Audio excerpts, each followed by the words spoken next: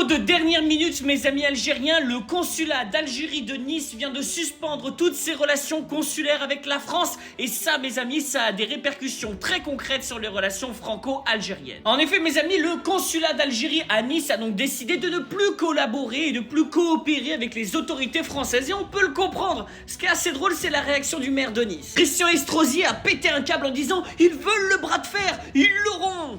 Tu es maire de Nice, frérot. Tu peux rien faire.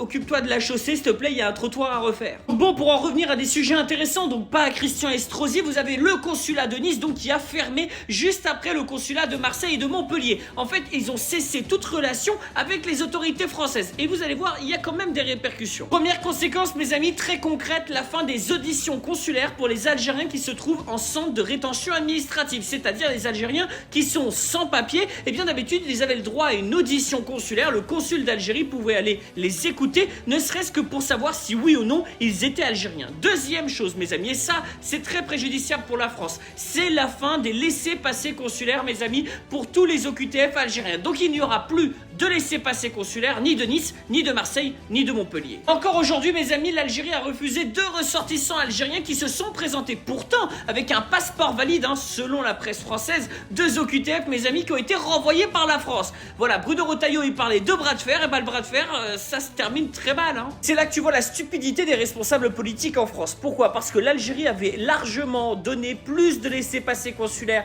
en 2023 et en 2024 que les années précédentes. Donc il y avait une hausse, il y avait absolument aucun problème. Et en fait, tout ça, ça a été le bras de fer pour Boualem Sansal. Moi, je suis français, les gars, je m'en fiche de Boualem Sansal. Il est français depuis 6 mois. Enfin bref, bon courage à ceux qui vont survivre et surtout, Tahia El Jazair.